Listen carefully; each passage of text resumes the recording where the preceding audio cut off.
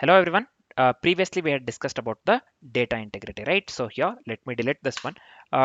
Today, now let's discuss about the null values, right? So today let's discuss about the null values. So what are null values basically?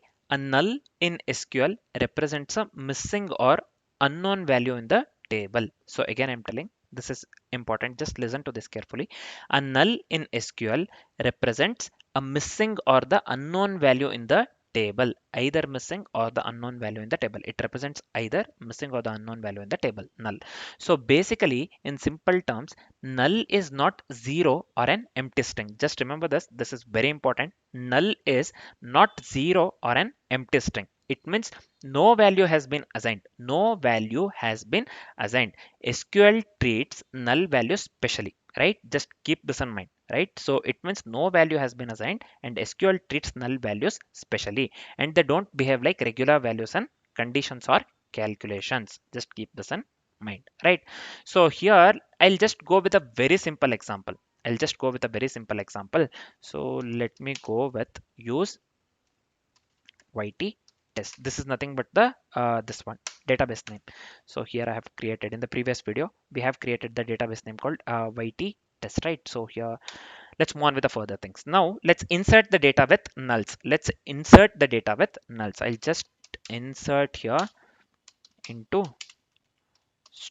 students table here. This one, let me go with the student ID.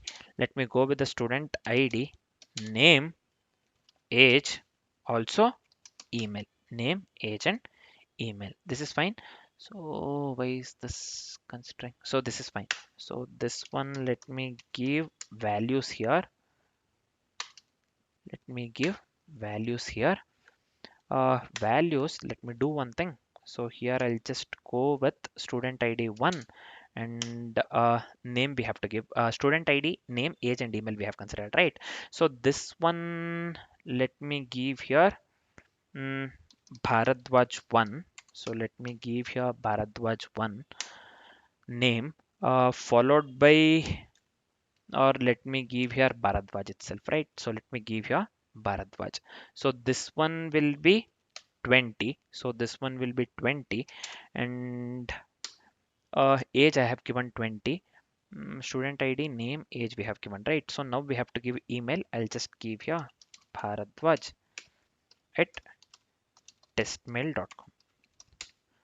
Testmail.com. So let me close this one. Just give me a second here. Yeah, this is fine. Let me copy same thing. Let me add one more here. So this one, instead of Bharadwaj, I'll just make this Gauri. I'll just make this Gauri. Uh, so this one, male and this thing, what do we call? Male and age, I'll just give null here. We are dealing with the null values itself, right? So I'll just go with null, comma, null here. Null, comma, null. So instead of comma, I'll just give semicolon. Right, instead of comma, I'll just give semicolon. So let me leave space here, man. So this is fine. This yeah, this one, let me make this one capital. This is fine. Name, age, email is fine. So this is fine. So here, first what we are doing, we are just inserting the data in with nulls. We are just inserting the data with nulls. This doesn't consist of any null value here, Bharadwaj, but Gauri, age, and this one, age and email, we have provided age and email with the null values for the Gauri, right? With the student ID 2, I'll just make this one 2 instead of 1, right? So we have these are different, right? So I'm just making this one ID as 2 basically. Now let's see. When I click execute, the output has to be row 1 should have full data, right? And row 2, age and age and email has to be null. Age and email has to be null. Basically, output that we need to get here is 2 rows inserted. That's it, right? 2 rows should be 2 rows inserted is the output that we need to get. One is row 1 has to be filled with full data.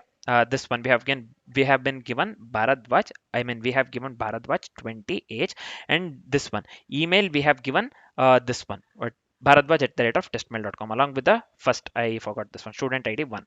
So for the Gauri we have given only this one, what do we call, student ID and name, but not age and email, right? So here age and email are null, right? So let me run this one or execute this one, man. See here, we are getting what do we call, level 15 state 196 incorrect syntax near the keyword null. Where? So here I have given two. This is fine. Uh, Scoury has to be in the within the string. This is also fine. Null and null I have given correctly, right? This is fine. One comma Bharadwaj.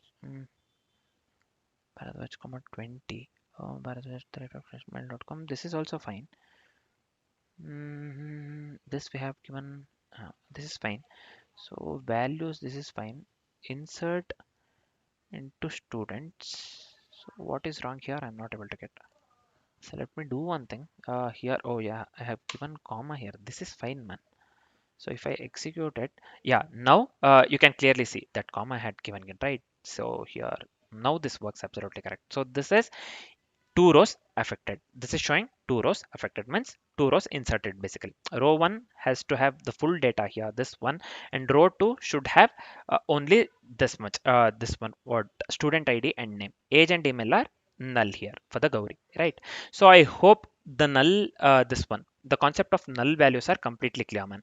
Means I'll just give summary here. So null basically what it does is it represents the missing values in SQL. Again, I'm telling null represents the missing values in SQL. So here the values are missing, right? Age and email. For that purpose itself, we have given null.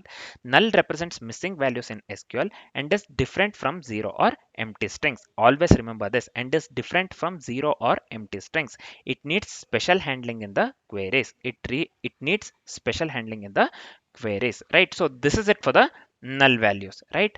I hope this is completely clear. Null values concept is completely clear. Next, let's discuss about handling the null values. For now, this is it. Thanks for watching, guys.